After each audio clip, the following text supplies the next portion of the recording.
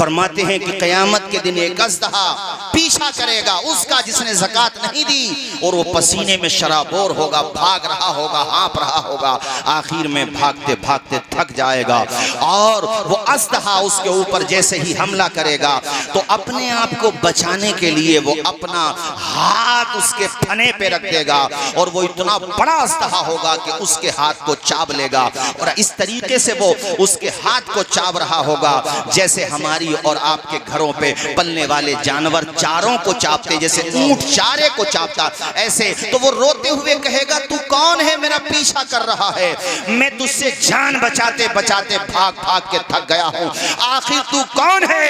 वो अज़दहा बोलेगा, मुझे पहचानता नहीं है, मैं तेरा वो खजाना हूँ जिसको तू तिजोरियों में सजा के रखा करता था, जिस माल की तू ज़कात नहीं निकालता था, ये वो मैं तेरा वही सरमाया हूँ। कुरान में रब फरमाता है, वल्लज़ीना यकनिज़ूना ज़हबा वल फिद्दा, कुरान कहता है कि जिसने सोना और चांदी को जमा किया, मुराद सिर्फ सोना चांदी नहीं है, और भी माल, फिर उससे ज़कात नहीं निकाली, अल्लाह पाक कहता इस माल से पेशानी को दागा जाएगा, तुम्हारी पीठ को दागा जाएगा। अच्छा, दागने की सूरत क्या होगी? इंसान तो 6 फीट 5 फीट 4 फीट ज़्यादा 7-8 फीट का होता है, अब वो माल है, कितना सारा माल होता होगा।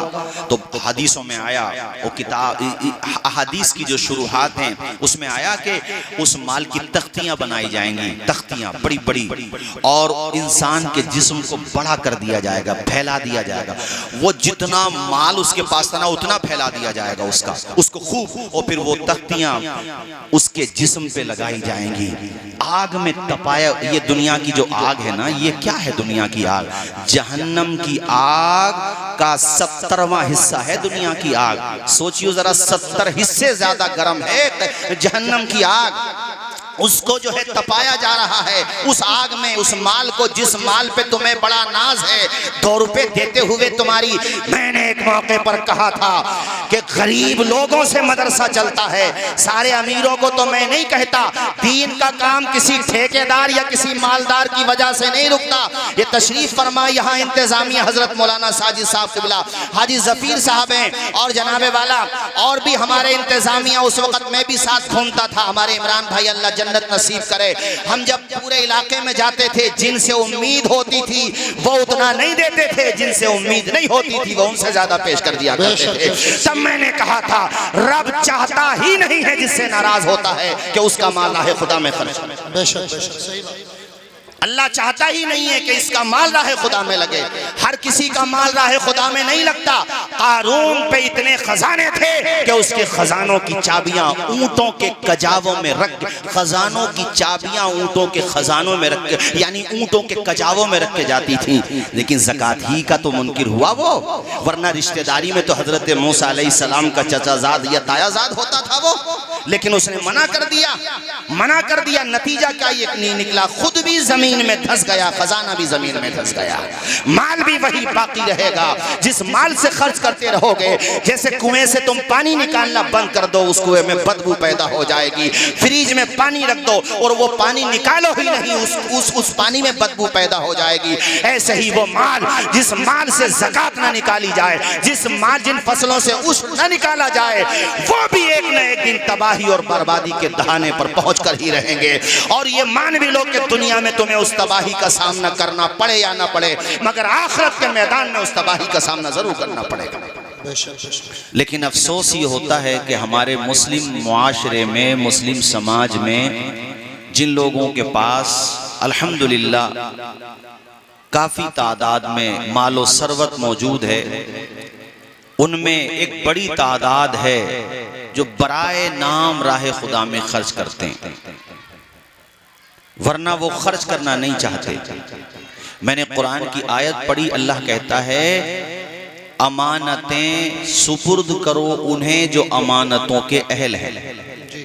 मतलब ये है कि ये जो आपके पास माल है, यहाँ अमानत से मुराद और भी चीजें हैं, लेकिन यहाँ ये भी है कि वो जो माल है आपके हिस्से में, जैसे आपने अपने ट्यूबवेल के पानी से सिंचाई की है अपनी फसलों की, तो इस सूरत में आपको 1 क्विंटल में 5 किलो निकालना है।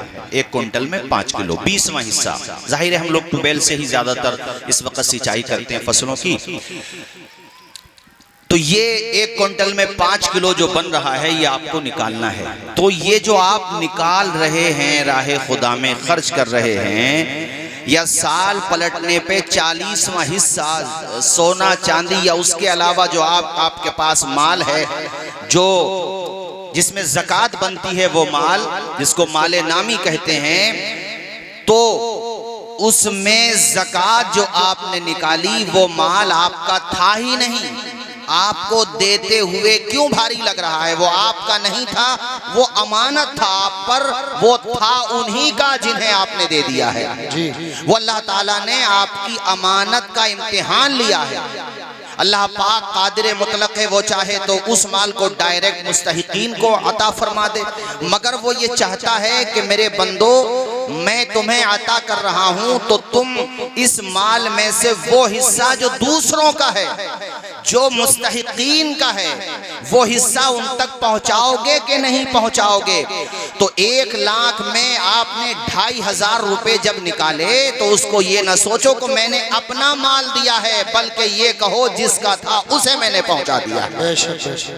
वो आपका था ही नहीं, वो तो अल्लाह ने आपको अमानत दी है। जैसे किसी ने मुझे 10,000 दिए और साथ में 10,000 और दिए और कहा कि ये 10,000 जो है फुला साहब को दे देना।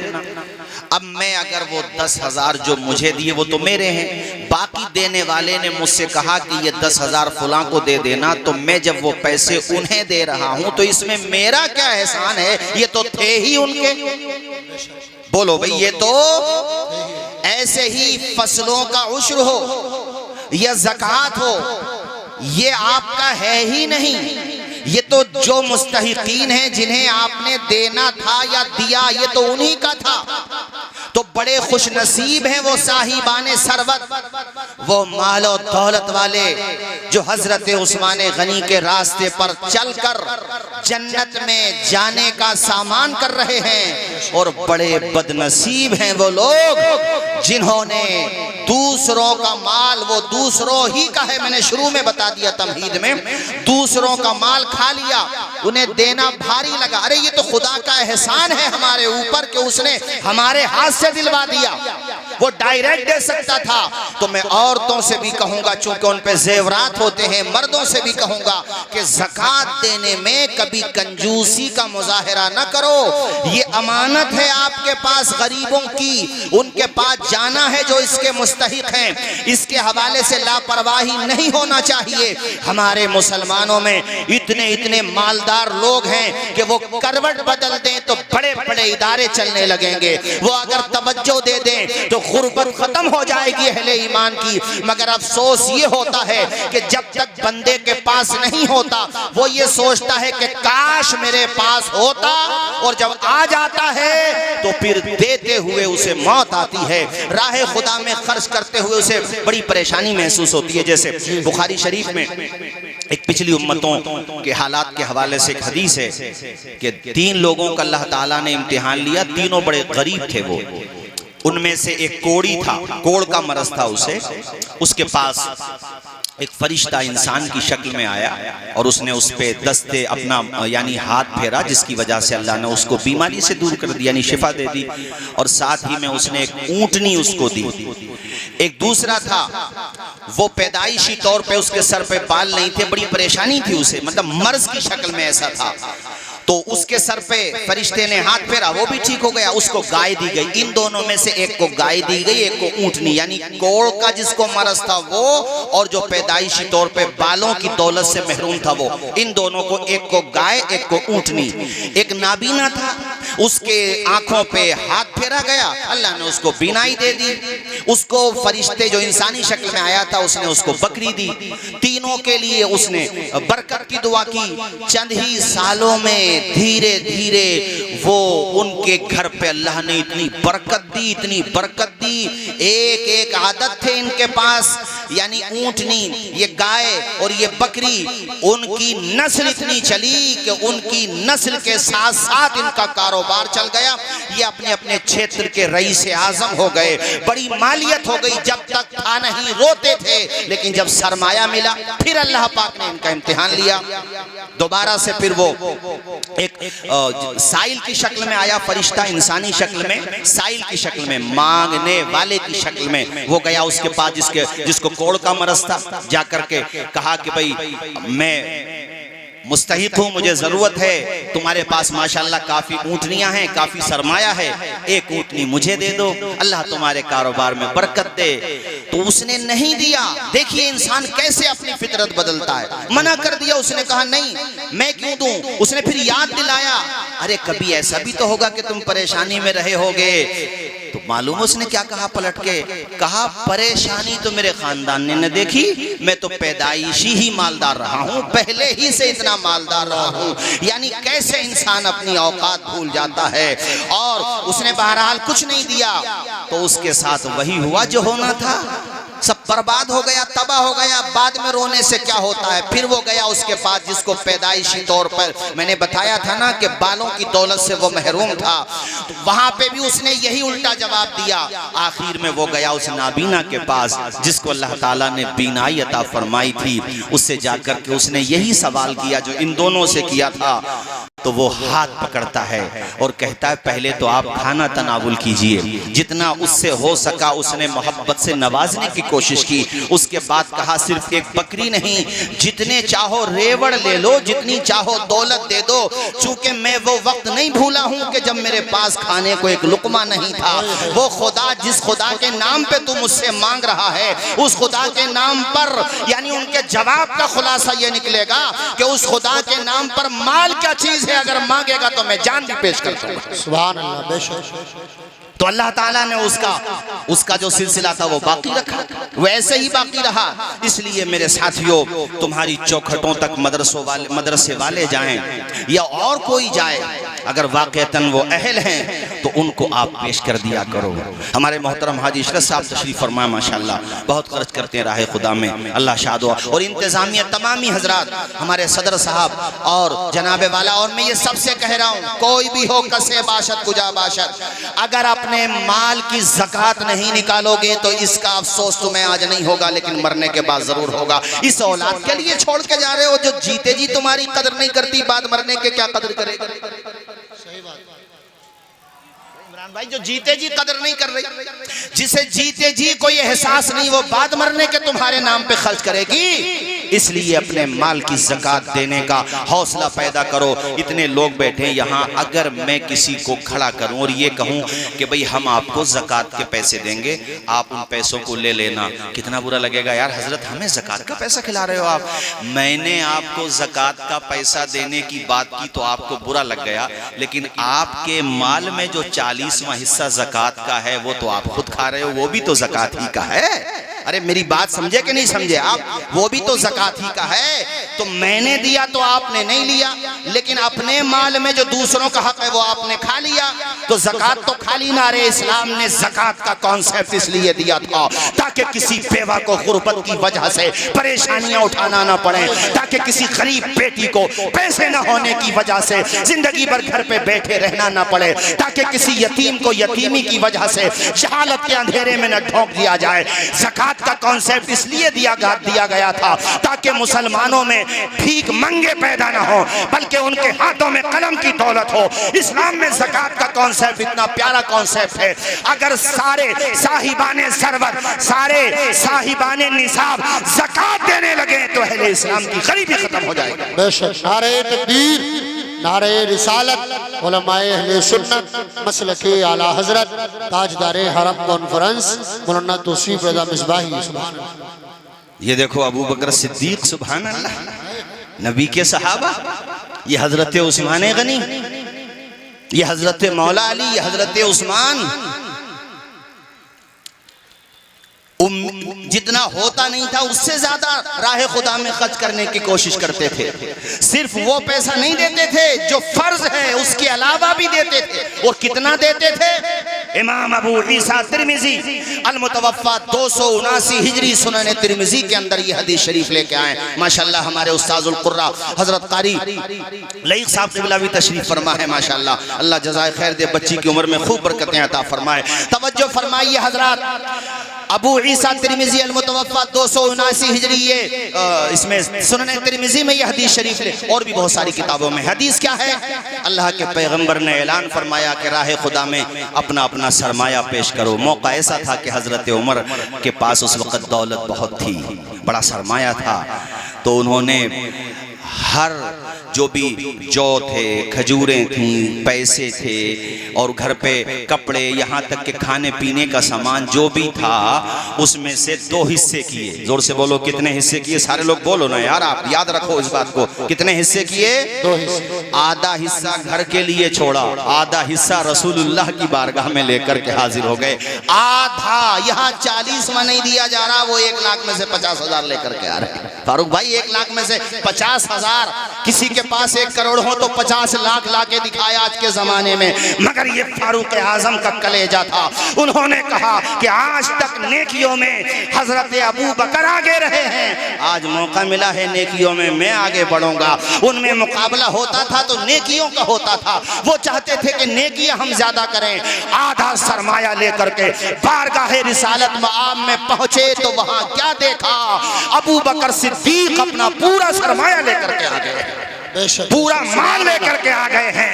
वो कैसे दरीदा दहन लोग हैं, कैसे बदतमीज लोग हैं, कैसे बेगैरत लोग हैं जो ईमान का चोला पहन करके सहाबा की शान में तौहीन करते हैं। बेगैरत हो, तुमसे ज़कात नहीं निकाली जाती। बात करते हो अबू कहाफा के बेटे अफजलुल बशर बादल अंबिया अबू बकर सिद्दीक के बारे में। अरे उनका मकान देख, वो अपने घर में जिस तेल से चराग जलता था वो तेल भी लेकर के आ गए थे। जिस जौ के आटे से रोटी पकना थी वो जौ का आटा भी लेकर के आ गए थे। यहाँ तक के जो बटन उनके कुर्ते या जुब्बे में लगे हुए थे, अबू बकर ने वो बटन भी राह खुदा में खर्च कर दिए थे। उस अबू बकर पे भौंकने वाले, याद रखना तू और तेरी नस्लें मिट जाएंगी। ना नबी के सहाबा का जिक्र खत्म होगा, ना नबी के अहले बैत का जिक्र खत्म होगा। नारे तकबीर, नारे रिसालत, उलमाए अहले सुन्नत, नारे हैदरी, अज़मते सहाबा इकराम, ताजदारे हरम कॉन्फ्रेंस, सारा सरमाया लेकर के आ गए। उमर फारूक आजम ने देखा कि मैं आधा लाया हूँ, उमर पूरा ले आया। और सुनो, हदीस हसन सही है। ये हसन सही पहले रहे राय सद्दीक़ इल्म में आके मौलाना तालिब साहब क़िबला या मौलाना अशफाक साहब या मौलाना मोहम्मद अली साहब से पढ़ लेना। आजकल जो हाल ऐसे निकले हैं कि वो ये नहीं जानते कि हदीस में कितनी किस्में होती हैं। हदीस मुतवातिर भी होती है, हदीस मशहूर भी होती है, खबरें अहाद भी होती है, अहादीस गरीब भी होती हैं, अहादीस अजीज भी होती हैं, और अहादीस मौजू भी होती हैं। मदारिस में पढ़े बगैर सिर्फ उर्दू पढ़ने वाले अगर दीन जाएंगे तो ये ऐसे ही है जैसे कोई उस तरह चलाने वाले को MBBS डॉक्टर समझने लगे।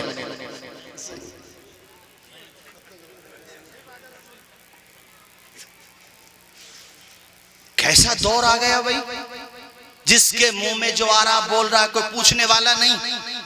अरे तुम पहले मदरसे में पढ़ो। वो जैसे मैंने दिल्ली की एक न्यूज पढ़ी, दैनिक जागरण में छपा कि वो YouTube बहुत देखता था, तो उसने सोचा यार मैं डॉक्टर साहब को, हालांकि वहाँ तो फ्री क्लिनिक भी है, मोहल्ला क्लिनिक भी है, वहाँ दिखा लेता भला आदमी। उसने सोचा यार चलो क्या दिखाएंगे, YouTube पे सर्च कर लेते हैं। उसने बीमारी डाली, उसकी दवाएं आ गई, खा गया, निकल गया, फौत हो गया बेचारे। ई जहानी से आ जहानी हो गए। अब ये जो करोड़ों रुपए खर्च करके MBBS डॉक्टर बने बेवकूफ हैं, ये हर चीज का स्पेशलिस्ट होता है। ये 12 साल मदरसे में पढ़ रहे हैं तो ये कुरान की फहम इनके अंदर पैदा हो, अहादीस की फहम पैदा हो, इनके अंदर तत्बीक करने का मादा है। ये राजिह मरजू के फ़र्क को समझे, ये नासिख व मनसूख के फ़र्क को समझे, ये आयत का शान नुज़ूल समझे, या हदीस का पस मंज़र समझे, ये किस आयत को किस संदर्भ में देखा जाएगा ये बात समझे, ये अरबी के ग्रामर समझे, कहाँ किस लफ्ज़ के कितने मानी होते हैं और कौन सा मानी कहाँ फिट होगा, इस बात को ये समझे। इसीलिए तो मदरसे में पढ़ते हैं, सिर्फ उर्दू पढ़ने से अगर अल्लामा बन रहे हो, सिर्फ किताबें पढ़ने से उर्दू की तुम मुहक्किक बन रहे हो और किताबें पढ़ के पब्लिक को गुमराह कर रहे हो, तो 10 साल मदरसे में पढ़ने की जरूरत ही क्या? सही बात। अरे हाजी साहब, मुगीरा बिन सईद शामी ये जिंदीक था, और एक इब्ने सईद कूफी, इब्ने सईद शामी और एक इब्ने सईद कूफी। ये इब्ने सईद शामी तो वो जिंदीक है कि जिसने अना खातिमुन नबिय्यीन ला नबिय्य बादी इस हदीस के बाद कहा इल्ला अन यशा अल्लाह, हदीस गढ़ दी। और ये खुद कहते हैं कि हमने 14,000 हदीसें गढ़ी हैं। 14,000 हदीसों को सही हदीसों से अलग तुम कर लोगे? जब मदरसों में नहीं पढ़ोगे तो तुम्हें कैसे पहचान होगी?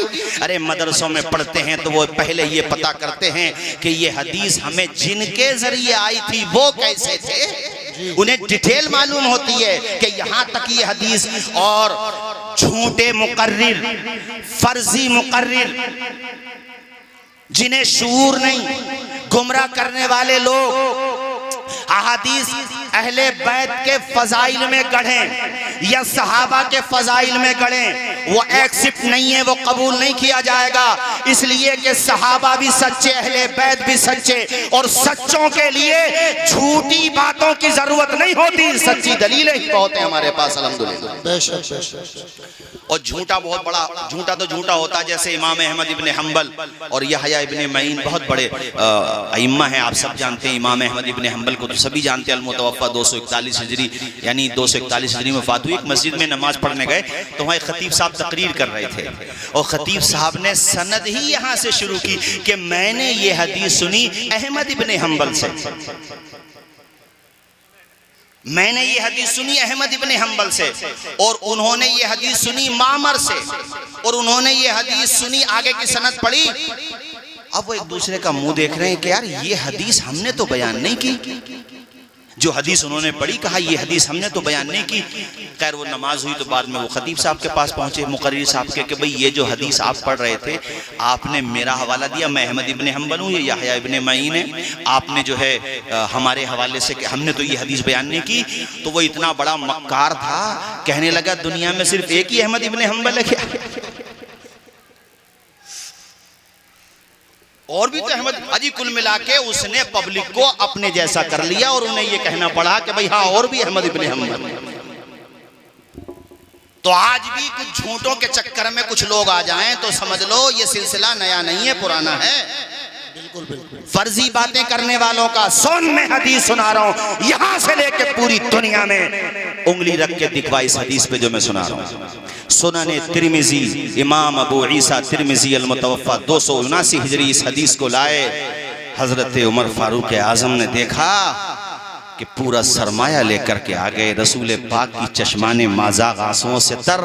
हुजूर ने फरमाया माँ अब कैता लका वली अहले का या अबा बकर, ए अबू बकर अपने लिए और अपने घर वालों के लिए भी कुछ छोड़ के आए हो कि नहीं आए हो? आज 40वां हिस्सा ज़कात नहीं दी जा रही है, यहाँ अबू कहाफा का बेटा कुल सरमाया लेकर के आ गया है, सब कुछ लेकर के आ गया है। अल्लाह के पैगम्बर ने फरमाया ए अबू बकर अपने लिए और अपने घर वालों के लिए क्या छोड़ा? तो सैयदना अबू बकर सिद्दीक ने फरमाया या रसूल अल्लाह, अल्लाह का नाम छोड़ा है और रसूलुल्लाह का नाम छोड़ा है। सुभान। परवाने को चराग है, बुलबुल को फूल, बस सिद्दीक के लिए है खुदा का रसूल बस।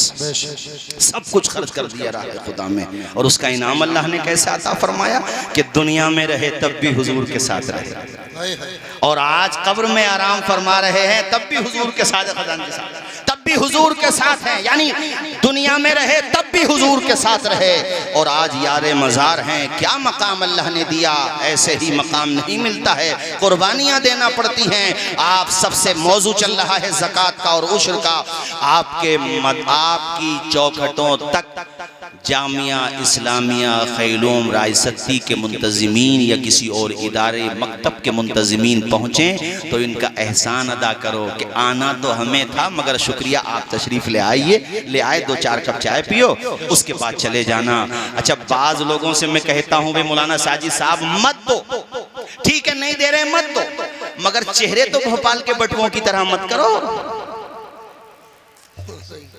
अरे कितने तो ऐसे हैं कि अंदर हैं, फप्या रहा है वो बाप, और छोटे बच्चे से कहेगा 11-12 साल के, जा बेटे बाहर जाके कह देना हाजी साहब से, मौलाना साहब से बाहर जाके कह देना कि अब्बा घर पे नहीं है। और बच्चा क्यों झूठ बोलेगा, वो बाहर आके कहता मेरे अब्बा कह रहे हैं हजरत अब्बा घर पे नहीं है। उसने कह दिया कि मेरे अब्बा कह रहे हैं हजरत अब्बा घर पे नहीं है। अब बताओ, अबे मौलाना साहब, ये मुतवल्ली साहब, ये खजांची साहब से बचने के लिए तूने झूठ बोला, इस माल के लिए, ये माल रहेगा दुनिया में, राह खुदा में खर्च करके जाएगा। जो लोग राह खुदा में खर्च करके जाते हैं ना, जितने लोगों ने इस इदारे को बनाने में, इस जमीन को खरीदने में जो करोड़ों की मालियत थी, घर घर जाके खाक छानी, मेहनत की, यार जब तक रायसती खैलूम की तारीख रहेगी और इंशाअल्लाह सुबह क़यामत तक रहेगी, उनको भुलाया नहीं जा सकता है। कितनी मेहनत की, सबने जिससे जितना हो सका उसने ताउन किया, उन्हें भुलाया। मुदर्रिसीन हो या मुआविनीन हो, मेहनत की उन लोगों ने, तभी तो आज आप यहाँ बैठे हुए हो माशाल्लाह, और इदारे से काबिल फर्जंद तैयार हो रहे हैं माशाल्लाह। अभी मौलाना फैजान साहब मिले थे, काशीपुर में पढ़ा रहे हैं, यहीं के फारिग हैं माशाल्लाह। ये आपकी मस्जिद के इमाम करीब में मौलाना रशद साहब हमारे यहाँ पढ़ाने जाते हैं, अच्छी सलाहियत है, खैलूम रायसती ही के फारिग हैं। मुदर्रिसीन माशाल्लाह मेहनत कर रहे हैं, कामयाब हैं, और यहाँ के तलबा मेहनत से पढ़ रहे हैं, मुझे बड़ी खुशी होती है, और ये बहुत अच्छी बात है। आप इनका साथ देते रहिए। आखिर में जाते जाते ये तो मैं जरूर कहूँगा, हौसले इस तरह आजमाया करो, मुश्किलें देख के मुस्कुराया करो, भले 2 निवाले कम खाया करो, अपने बच्चों को लेकिन पढ़ाया करो। जरा मेरे साथ बोल दो, मैं हाथ नहीं उठवा रहा, ऐसी जबान से बोल दो। ये तरबूज तो हिलाना मत भाई, 2.5 किलो के अल्लाह ने जबान दी है, जबान से बोलना। आधी रोटी खाएंगे, सारे लोग बोलो बच्चों को पढ़ाएंगे, आधी रोटी खाएंगे, जोर से आधी रोटी खाएंगे। अरे इमरान भाई को आज क्यों याद करते हैं, इदारे के हमदर्द थे तभी तो इतना भारी जनाजा हुआ था, इसलिए थोड़ी नहीं हुआ था कि तेल मंडी में उनकी दुकान थी। क्यों बे मुआज़ हाजी साहब को? इसलिए कि वो इदारे के हमदर्द थे। जितने लोग मदारिस से मोहब्बत करते हैं वो मर भी जाते हैं तब भी उनका नाम जिंदा रहता है। बेशक हाजी साहब कौन किसे याद कर रहा है? सगे भैया भूल जा हैं, कौन किसे याद कर रहा है? इस भाग दौड़ की दुनिया में हर आदमी अपनी रेस में दौड़ रहा है। ज़कात निकालते रहो, उश्र निकालते रहो, और उसके अलावा वैसे भी खर्च करते रहो। अच्छा एक बात बताओ, किसान जब बीज डालता है अपने खेत में तो वो मिट्टी में ही तो बीज डाल रहा है। बोलो यार, जोर से बोलो जरा, क्या पता वो बर्बाद भी हो सकता, पानी ज्यादा पड़ जाए तो बारिश बर्बाद, मगर उससे की यकीन है असबाब पर कि मैं 10-10 हज़ार में जमीन ले रहा है एक फसल को, 15-15 हज़ार में पूरे साल को। एक कॉन्फिडेंस, एक बिलीव है, यकीन है, उम्मीद है कि 15,000 रुपए खर्च करूंगा तो इंशाल्लाह 25-30 कमाऊंगा। एक असबाब पे यकीन कर रहा, हालांकि बर्बाद भी हो जाते तब यकीन है। असबाब पे, मिट्टी पे यकीन है, जमीन पैदा करने वाले खुदा पे यकीन नहीं है। मेरे खुदा ने 3रे पारे में फरमाया, मसलुल लज़ीना युनफिकूना अम्वालहुम फी सबीलिल्लाहि कमसली हब्बतिन अंबतत सबअ सनाबिला फी कुल्ली सुंबलतिन मिअतु हब्बा। अल्लाह कहता है राह खुदा में खर्च करने वालों की मिसाल ऐसे ही है जैसे एक दाना डाला गया जमीन में, फिर उससे पूरा पौधा निकल आया, उस पौधे में 7 बालें निकली और 7 बालों में 100 दाने निकले। दाना तुमने एक डाला, खुदा ने 700 था। अल्लाह कह रहा तो यकीन नहीं है। अल्लाह इसका मतलब ये निकला कि तुम एक खर्च करोगे, अल्लाह तुम्हें 700 अता फरमाएगा। वहां जमीन में बीज डालने पर, जमीन लेने पर यकीन कर रहे हो, खुदा के फरमान पे यकीन करो। और इतना ही नहीं है, वल्लाहु युज़ाइफु लिमन यशा, अल्लाह चाहता है जिसके लिए इसमें इजाफा कर देता है। यानी सिर्फ 700 नहीं, अरे तू खर्च कर। देखो मैं इस स्टाम्प पे लिख के दे सकता हूँ, जो लोग राह खुदा में खर्च करते हैं उनका माल घटता नहीं है। कभी कभी यार हो सकता है आजमाइश के तौर पे किसी फसल में या किसी कारोबार में कोई हो गया, लेकिन आम तौर पे आपको फायदा ही होना है। और जो राह उसकी मिसाल ऐसे समझिए जैसे इस साल आपने 25,000 रुपए की ज़कात आपकी बैठी, अगले साल देख लेना इंशाल्लाह 35-40 की बैठेगी ज़कात। भाई हाफिज गयूर साहब तभी तो बड़ी जब माल बढ़ा। अरे बोल तो दो यार, आप लोग तो ये समझ रहे हो कि यही रसीदें न कटने लगे हैं कहीं पर। बोलो जोर से बोलो जरा। 25 से 35 या 40 कैसे हो गई ये? इसलिए हो गए कि आपका माल बढ़ गया। राह खुदा में खर्च करते रहोगे तो माल आपका बढ़ता रहेगा, नहीं खर्च करोगे तो तुम्हें परेशानियों का सामना करना पड़ेगा। हदीस में आया कि तुम्हारे यहाँ फसलों में जो कहत पड़ता है या जो परेशानी आती है वो ज़कात न देने की वजह से आती है। एक हदीस का मफहूम ये है कि अपने माल को ज़कात दे करके महफूज कर लो।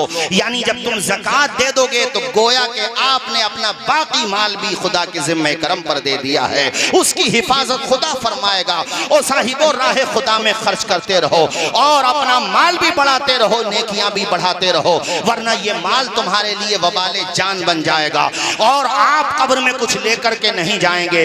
इस्लाम आपको कमाने का हुक्म देता है, खूब कमाओ, मगर कमाई में प्योर दुनियादार न बन जाओ कि तुम्हें माल के अलावा कुछ नजर ही नहीं आए। मालदार बनो मगर उस्माने गनी के वफादार बनो, हजरत उस्माने गनी से मोहब्बत करने वाले बनो। और खवातीन से कहूंगा कि हजरत खुदैजतुल कुबरा जो हमारे नबी की ज़ौजा हैं और सबसे पहला निकाह अल्लाह के पैगंबर ने हजरत खुदैजतुल कुबरा ही से फरमाया था।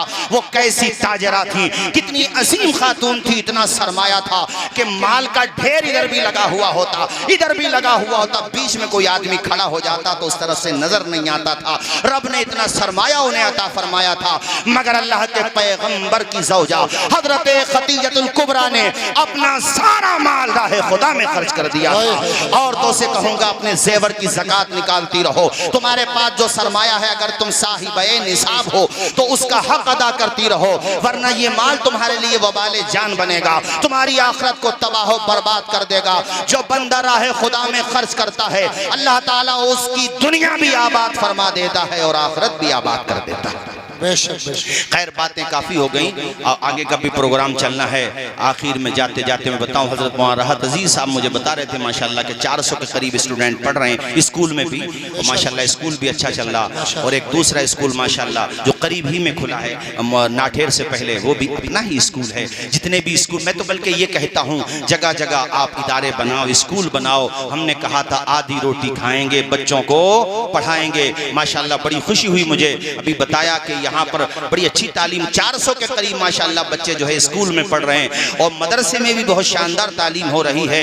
हजरत मुफ्ती अशफाक साहिब क़िबला या सदरुल मुदर्रिसीन हजरत मुफ्ती अलाउद्दीन साहिब क़िबला, हजरत मौलाना तालिब साहब क़िबला, या माशाल्लाह अदीब शहीर हजरत मौलाना मोहम्मद अली साहब क़िबला, हमारे हजरत मौलाना उमर साहिब क़िबला, और हाँ जो हिफ्ज़ पढ़ाते हैं कारी सद्दाम साहिब क़िबला। 3 बच्चों का कुरान एक बैठक में सुना है माशाल्लाह, सुभान। 3 बच्चों ने कुरान शरीफ सुना है, एक ही बैठक में सुना। और माशाल्लाह कारी गयूर साहब क़िबला, तमाम ही असातिज़ा बड़ी मेहनत करते हैं माशाल्लाह। अल्लाह पाक सबको शादो आबाद रखे, मेहनत से पढ़ा रहे हैं। और इलाके के लोगों, सारे लोग यहाँ पे आप तशरीफ फरमा हो। सबसे मैं कह रहा हूँ, सर छुपाने को छत रहे ना रहे, पहनने को कपड़े भी रहे ना रहे, पुराने पहन लो कोई बात नहीं है, चप्पलें भी रहे ना रहे, मगर तुम्हारे बच्चों के हाथों में कलम रहना चाहिए। जरा बोल दो यार, जोर से बोल दो। आखिरी वाकया सुनाओ फिर तकरीर ख़त्म करूँ, मुझे दूसरी जगह भी एक जगह प्रोग्राम में जाना है। अंसार शेख नाम है लड़के का, मुंबई महाराष्ट्र का रहने वाला।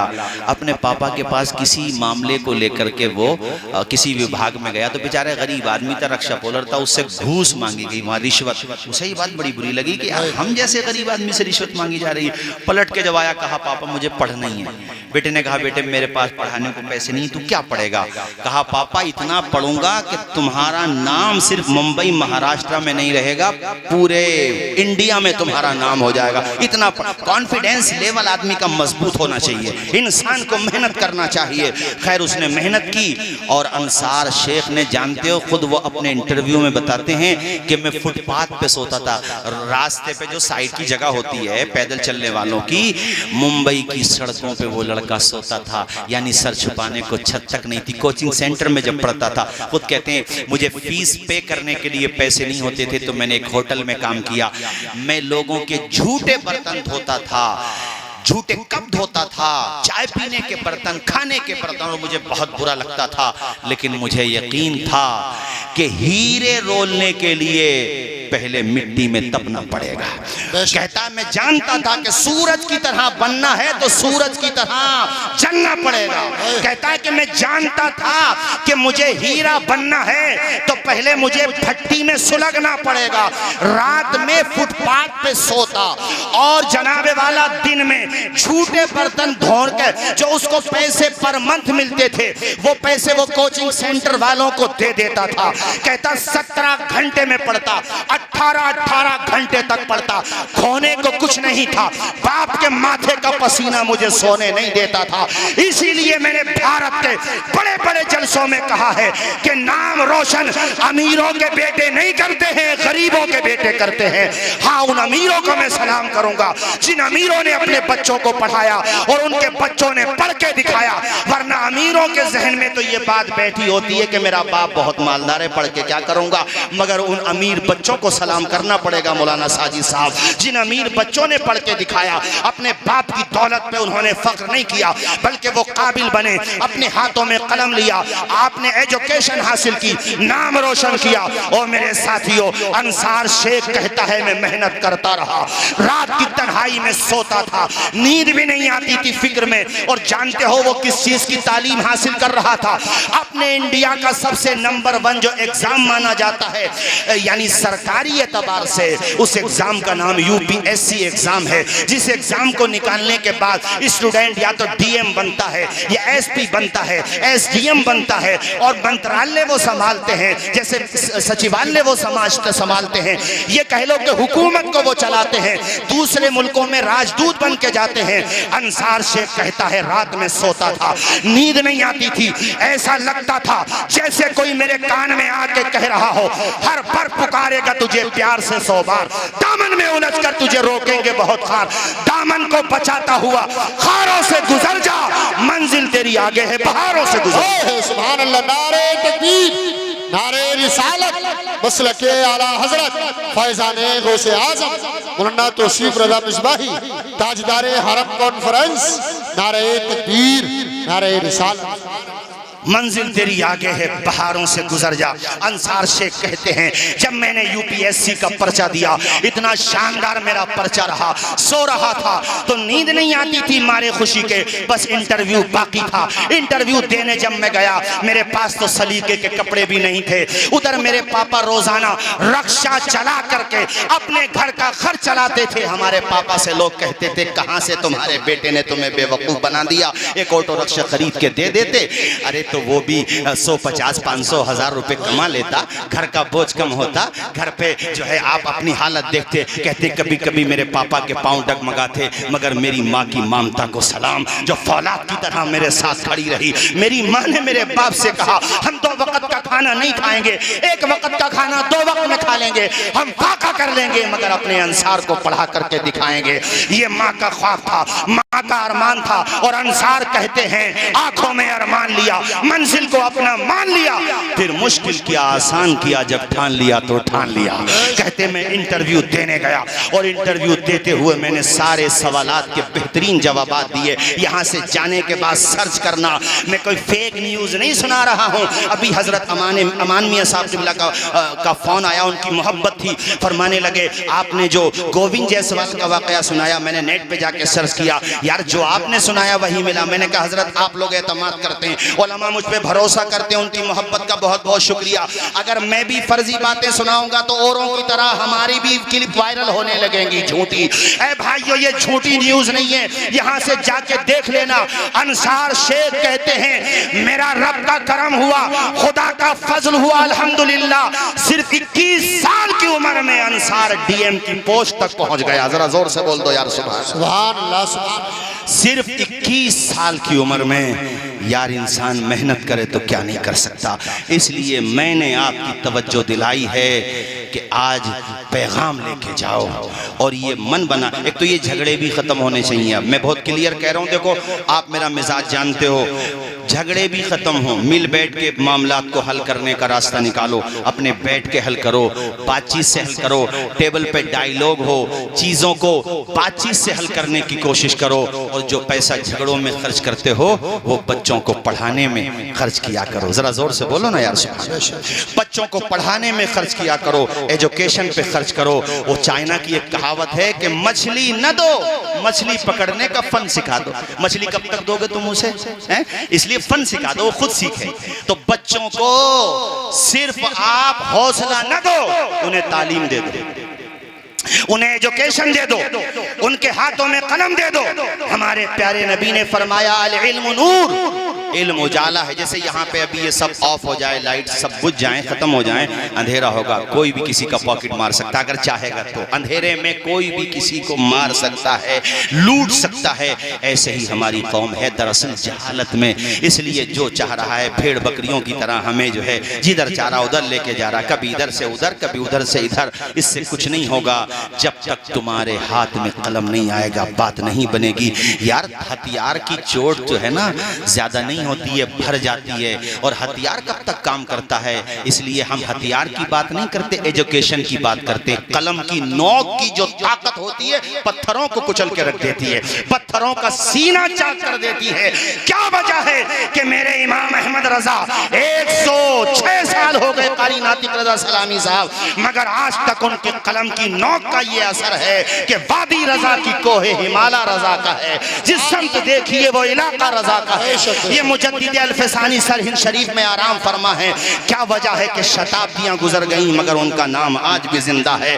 कलम की नोक उनके मकतूबात से फूटने वाले सूते जो घर घर तक पहुंचे, जिन्होंने इल्म फैलाया, लोगों को राह रास्त दिखाने का काम किया।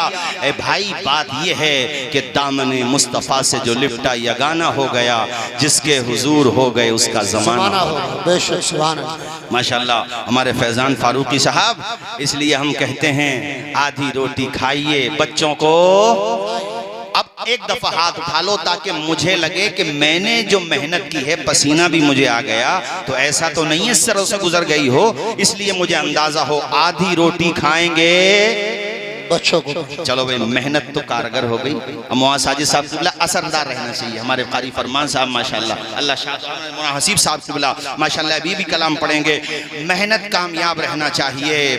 हमने क्या कहा था? हौसले इस तरह आजमाया करो, मुश्किलें देख कर मुस्कुराया करो, भले दो निवाले कम खाया करो अपने बच्चों को लेकिन माशाल्लाह ताजपुर से तशरीफ लाए, अल्लाह सबको शादो आबाद रखे। हमने ये कहा आपसे कि तालीम की तरफ आओ, लाख अंधेरे रोके मेरा रास्ता लेकिन। हमारे हज़रत मौलाना फाजिल साहब क़िबला ने प्रोग्राम किया था माशाल्लाह, कल बड़ा शानदार प्रोग्राम था और अच्छा काम किया उन्होंने। जो भी अच्छा काम करते हम उन्हें सलाम कान में भी करते हैं, मैदान में भी करते हैं। हमारे कारी लेक साहब तशरीफ फरमा माशाल्लाह अच्छा काम कर रहे हैं, जोया से तशरीफ लाए, जितने भी उलमाए ज़मीन लेके माशाल्लाह, हजरत मौलाना कामिल साहब। अरे हमें भी थोड़ी तुम यहाँ कुर्सी पे बिठा के तकरीर सुन लेते हमसे, अगर हमारे माँ बाप हमें ना पढ़ाते तो। ये बताओ, अरे बोल तो दो जोर से खुदा के बंदो, बोलने पे टैक्स थोड़ी है, जबान से बोलो जरा जोर से सुभान अल्लाह। हमारे हजरत मौलाना तालिब साहब क़िबला उस्ताजुल असातिज़ा या हमारे हजरत मौलाना मोहम्मद अली साहब, जितने भी उलमा हैं जिनसे आप प्यार करते हो, मोहब्बत करते हो, इसलिए करते हो कि इनके माँ बाप ने इनके हाथों में कलम देने का काम किया। तो मैं ये शेर पढ़ रहा था, लाख अंधेरे रोके मेरा रास्ता लेकिन, मैं जिधर रोशनी जाएगी उधर जाऊंगा, मंजिलें लाख कठिनाई गुजर जाऊंगा, हौसला हार के बैठूंगा तो मर जाऊंगा। और मैं इन तलबा से भी कहूंगा भाई माशाल्लाह आप में जो है वो बच्चा कौन है भाई जिसने एक बैठक में कुरान शरीफ सुनाया है यहाँ पर? वो खड़ा हो, मेरे लाल खड़ा हो जा, कुर्सी पे खड़ा हो जा जरा बेटे, खड़ा तो हो, देखें तुझे ये आज के दूल्हा यही आज के। अरे आप मत खड़े हो, बच्चे को खड़ा कर रहा हूँ, खड़ा हो जा बेटे जरा, छोटा सा बच्चा है माशाल्लाह। इधर को आजा, आजा यार इधर को आजा। 5-6 बच्चे तो ऐसे हैं कि एक बैठक में कुरान पढ़ दिया। यहाँ एक पारा नहीं पढ़ पाते बाज लोग। एक बैठक में ये जामिया इस्लामिया खैलोम रायसती की मेहनत है। मौलाना राहत अजीजी साहब अल्लाह सलामत रखे सब इंतजामिया को, मुदर्रिसीन को। इस बच्चे ने, बेटा खड़े उधर खड़ो, इधर देखो, एक बैठक में, और ऐसा ये एक नहीं है, कई एक है, एक नहीं है कई एक है। वहाँ मेरा साहब किबला माशाल्लाह, और ये बैठे हमारे कारी लईक साहब किबला, और हजरत मुन्ना तालिब साहब, ये भी सीमेंटेड हाफिज है माशाल्लाह अल्हम्दुलिल्लाह। एक बैठक में कुरान शरीफ पढ़ देते हैं। मुन्ना आलमगीर साहब तो खैर नहीं आए, वो भी बहुत पक्के हाफिज है माशाल्लाह। बैठ जाओ बेटा, बैठ जाओ। बहुत हमारे कारी गयूर साहब, इनका तो कुरान शरीफ मैंने सुना था माशाल्लाह। रुकनुद्दीन सराय में पहली मेहराब थी इनकी, हमारी भी पहली थी। शादो आबाद रखे कारी गयूर साहब को, उम्र में बरकतें अता फरमाए। हजरात तवज्जो है आप लोगों की, एक बैठक, कई बच्चे हैं ऐसे माशाल्लाह, और ये उलमा बने हैं भाई जामिया इस्लामिया खैलोम रायसती से माशाल्लाह। बड़ी मेहनत हो रही है, अल्लाह ताला इदारे को शादो आबाद रखे। मैं आपसे ये कह रहा हूँ कि बच्चों को पढ़ाने का मन बना के जाओ। APJ अबुल कलाम TMU में आए थे, अब तो निधन हो गया उनका। मैं खुजमा सफा वदामा कदरा के तौर पर ये आखिरी बातें कह के जा रहा हूँ। उन्होंने TMU में स्पीच देते हुए कहा था कि सूरज की तरह बनना है तो सूरज की तरह जलना सीखो। हिंदी की चंद पंक्तियां मुझे याद आ रही हैं कि सूरज जैसा बनना है तो सूरज जैसा जलना होगा। नदियों सा आदर पाना है तो पर्वत छोड़ निकलना होगा। हम आदम के बेटे हैं, क्यों सोचें रास्ता सरल होगा।